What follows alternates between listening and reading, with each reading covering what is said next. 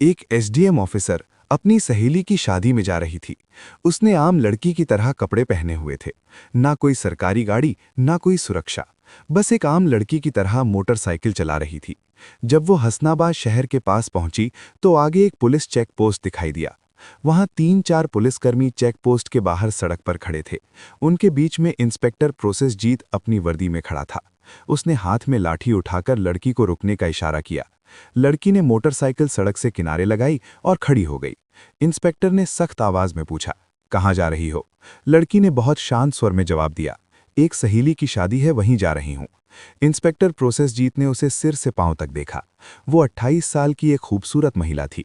नाम था बरनाली सिंह। फिर वो हंसते हुए बोला, अच्छा, सहेली की शादी में खाना खाने जा रही हो, लेकिन हेलमेट क्या तुम्हारे बाप ने पहनना है? क्यों नहीं पहना? और ये बाइक भी बहुत तेज चला रही थी। चलो अब चालान कटेगा। ऐसा कहते हुए उसने चालान की पर्ची निकालनी शुरू कर दी। बरनाली समझ चुकी थी कि उसकी नीयत ठीक नहीं है और ये सब एक बहाना है। उसने कहा, सर, मैंने कोई कानून नहीं तोड़ा है। ओ मैडम, हमें कानून मत सिखाओ। प्रोसेसजीत झिल्ला कर बोला। उसने पास खड़े एक कांस्टेबल की तरफ देखा, फिर बरनाली की ओर मुड़कर कहा, इसे सबक सिखाना होगा। अचानक इंस्पेक्टर ने जोर से एक थप्पड़ मारा बरनाली के गाल पर। बहुत सवाल कर रही है। जब पुलिस कुछ कहे तो चुपचाप मान लेना चाहिए। बरनाली का सिर एक पल के लिए घूम गया, लेकिन उसने खुद को संभाल लिया। उसकी आंखों में गुस्सा साफ झलक रहा था। इंस्पेक्टर हंसते हुए बोला, अब भी इसकी आंखों में घमंड है। ऐसे कितनों को ठीक कर चुका हूं। इसे अच्छी तरह से सबक सिखाना होगा। एक कांस्टेबल आगे आया और बोला, सर, इसे थाने ले चलते हैं, वहीं इसका इलाज होगा। तब समझे भी कि पुलिस से कैसे बात की जाती है। फिर एक और कांस्टेबल ने बरनाली का हाथ पकड़कर खींचते हुए कहा, चलो गाड़ी में बैठो। बरनाली ने झटके से अपना हाथ छुड़ाया और गुस्से में बोली, हाथ लगाने की कोशिश मत करना, वरना अंजाम अच्छा नहीं होगा। इंस्पेक्टर और भड़क गया। उसने एक और कांस्टेबल से कहा, देखो इसका घमंड। कांस्टेबल आगे बढ़ा। बरनाली का बाल पकड़कर उसे खींचने लगा। बरनाली दर्द से कराह उठी। फिर भी उसने अब तक अपनी असली पहचान नहीं बताई थी। वो देखना चाहती थी कि ये लोग कितनी नीचता तक जा सकते हैं। इसी बीच एक पुलिसकर्मी ने गुस्से में उसकी बाइक पर लाठी मार दी और ऊंची आवाज में बोला, बड़ी आई साधु बनने वाली, अब तुझे खिलौना बना के खेलेंगे। बरनाली सिंह अब अच्छे से समझ चुकी थी कि उसके साथ क्या होने वाला है और ये लोग कितना नीचे गिर सकते हैं। इंस्पेक्टर की आंखों में गुस्सा भरा था। वो जोर से चिल्लाया, तेरे जैसे कई होशियार देखे हैं, पुलिस से पंगा लेगी, आज मजा चखाएंगे। चलो इसे थाने ले चलते हैं, वहां समझ में आ जाएगा। इस समय भी बरनाली सिंह चुप थी। उसने अब भी अपनी पहचान उजागर करने की कोई कोशिश नहीं की। वो देखना चाहती थी कि ये लोग प्रशासन की कितनी बदनामी कर सकते हैं और एक आम नागरिक पर किस हद तक जुल्म ढा सकते हैं। इंस्पेक्टर प्रोसेसजीत अब खींच चुका था। उसके सामने एक ऐसी महिला खड़ी थी जिसके कोमल गाल पर थप्पड़ पड़ा था, जिसके बाल खींचे गए थे, जिसे जबरन सड़क पर घसीटा गया था। फिर भी वो एक मूर्ति की तरह शांत खड़ी थी। ना कोई चीख, ना कोई आंसू।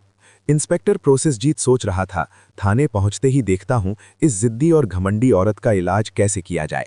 ये सिर्फ गुस्सा नहीं था, ये वो गुस्सा था जो अंदर ही अंदर सुलग रहा था। चौकी इंचार्ज इंस्पेक्टर हंसते हुए बोला, अब इसकी जुबान भी चलने लगी है। चलो थाने देखेंगे कितनी चलती है इसकी जुबान। थाने में घुसते ही इंस्पेक्टर जोर से चिल्लाया, ओए कहाँ गए सब? चाय पानी लगाओ जल्दी, आज एक खास माल आया है। बरनाली सिंह अब भी कुछ नहीं बोली, बस थाने की दीवारों को देखती रही। वो देख रही थी कि ये लोग उन निरीह लोगों के साथ कैसा व्यवहार करते हैं जो कभी आवाज नहीं उठाते। तभी एक कांस्टेबल इंस्पेक्टर प्रोसेसजीत की ओर झुककर फुसफुसाया, क्या केस है सर? इंस्पेक्टर ने हंसते हुए कहा, अरे कुछ भी नहीं, स्पीड ब्रेक करो या हेलमेट का बहाना मारो, जो मन हो लिख दो, बस अंदर करना है और इसका घमंड तोड़ना है, ज्यादा सवाल मत कर। बरनाली सब कुछ सुन रही थी, लेकिन उसकी आंखें अब भी चुप थीं, मानो वो चाहती थीं कि पुलिस की ये गिरावट खुद उनके ही मुंह से उजागर हो। इंस्पेक्टर कुर्सी पर बैठा, हाथ में पेन लिया और टेबल पर घुमाने लगा। फिर बरनाली की ओर देखकर पूछा, नाम क्या है, कहाँ रहती है, किसकी बेटी है? बरनाली चुप रही। फिर इंस्पेक्टर बोला, सुनाई नहीं देता, नाम क्या है तेरा? लेकिन बरनाली की चुप्पी अब भी पत्थर की दीवार जैसी अड़िग। तभी इंस्पेक्टर ने जोर से मेज पर हाथ मारा, इतनी जोर से कि आवाज पूरे थाने में गूंज उठी। फिर गुस्से से चिल्लाया, सुनाई नहीं देता, नाम बता जल्दी। बरनाली ने मुंह घुमाकर शांत स्वर में उत्तर दिया, जी सुमिता शर्मा। इंस्पेक्टर उसके चेहरे की ओर देखकर हंसते हुए बोला, हो बड़ी चालाक लड़की है तू, झूठ बोलने में तुझे खासा तजुर्बा है, लेकिन याद रख, ज्यादा होशियारी महंगी पड़ती है। एक भी गलती की तो पछताने का मौका तक नहीं मिलेगा। फिर बरनाली सिंह को जबरदस्ती उस सड़ी हुई हवालात में डाल दिया गया जहां पहले से 2 कैदी मौजूद थे। उनमें से एक कैदी ने बरनाली की ओर देखते हुए पूछा, बहन, तूने क्या गुनाह किया है? बरनाली ने हल्की सी मुस्कान दी, लेकिन कुछ नहीं बोली। अब वो बस देख रही थी ये पूरा सिस्टम कितना सड़ चुका है। अगर एक एसडीओ को बिना वजह अंदर किया जा सकता है तो आम आदमी की हालत तो सोच पाना भी मुश्किल है।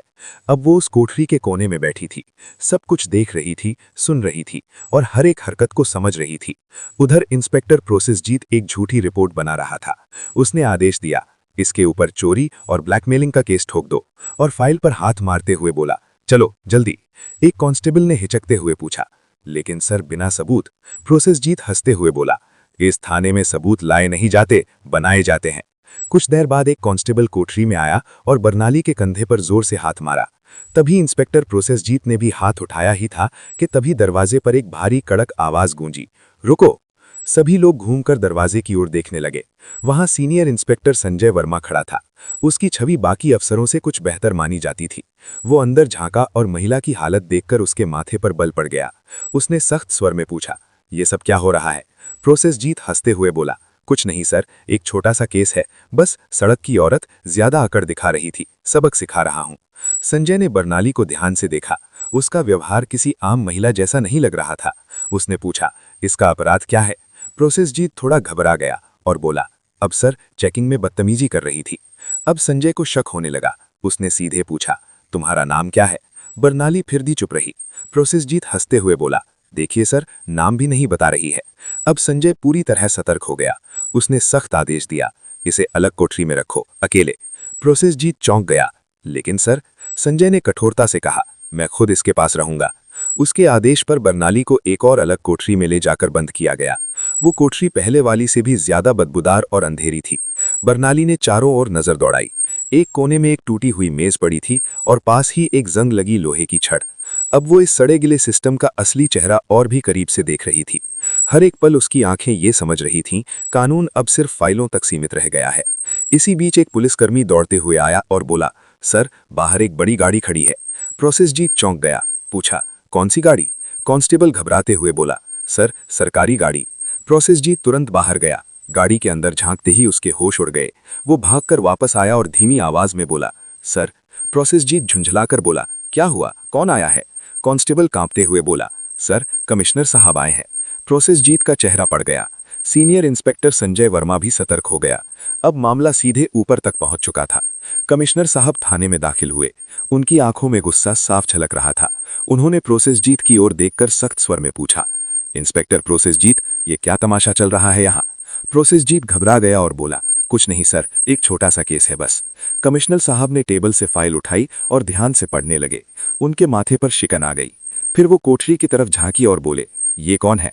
प्रोसेसजीत तुरंत बोला, सर, इस महिला पर 420 और धोखाधड़ी का केस है। कमिश्नर ने सीधा सवाल किया, तुम्हारे पास सबूत है? फिर दोबारा बोले, कोई भी सबूत है तुम्हारे पास? अब प्रोसेसजीत पूरी तरह फंस चुका था। कमिश्नर साहब ने सीधे महिला की ओर देखा और पूछा, तुम्हारा नाम क्या है? और तभी पहली बार बरनाली सिंह ने हल्की सी मुस्कान दी और कहा, एसडीओ बरनाली सिंह। थाने में एकदम सन्नाटा छा गया। हर चेहरा पीला पड़ गया। प्रोसेसजीत के पैरों तले जमीन खिसक गई। जिस महिला को वो एक मामूली अपराधी समझ रहा था, वो थी वही अधिकारी जो पूरे जिले की प्रशासनिक व्यवस्था संभालती थी। वो कोई आम औरत नहीं थी, वो थी स्वयं एसडीओ बरनाली सिंह। जिस महिला को सड़क पर घसीटा गया था, जिसके बाल खींचे गए थे, जिसे जबरन सड़क पर घसीटा गया था, फिर भी वो एक मूर्ति की तरह शांत खड़ी थी। ना कोई जब ये सच्चाई सबके सामने आई, पूरे थाने में हड़कंप मच गया। सभी कांस्टेबल स्तब्ध हो गए।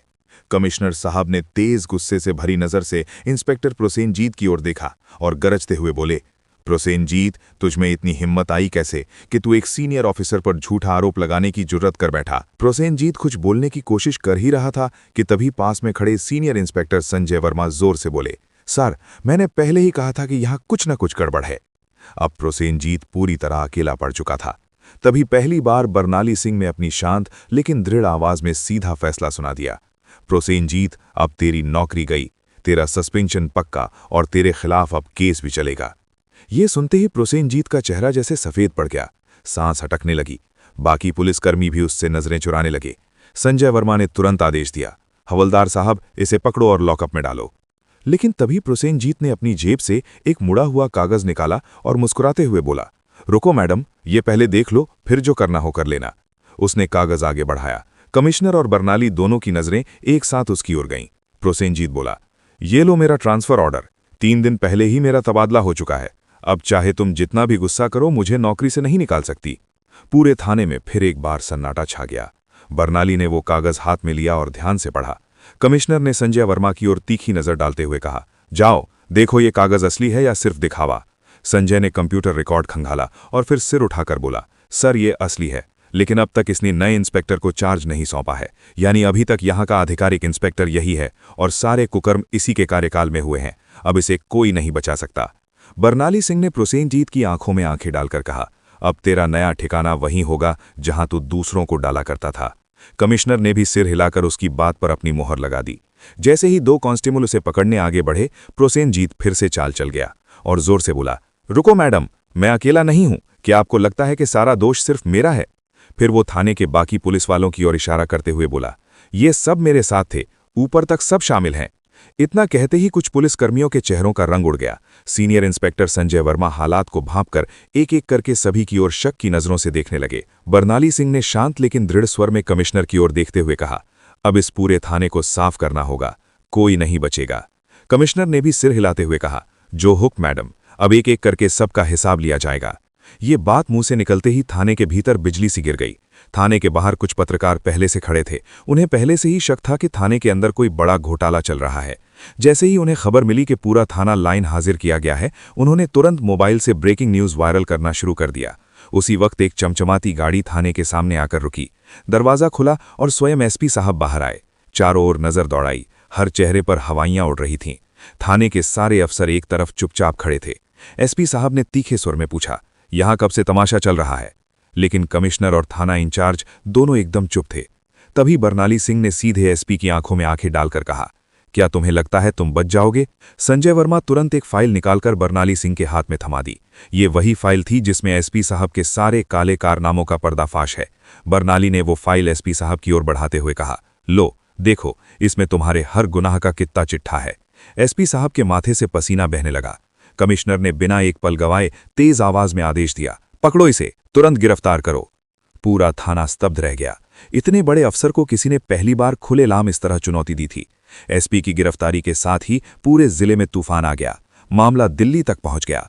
मुख्यमंत्री तक खबर पहुंच चुकी थी और वहां से सीधे आदेश आया कि जिले में जितने भी अफसर मिलकर गड़बड़ कर रहे थे, सबको गिरफ्तार करो।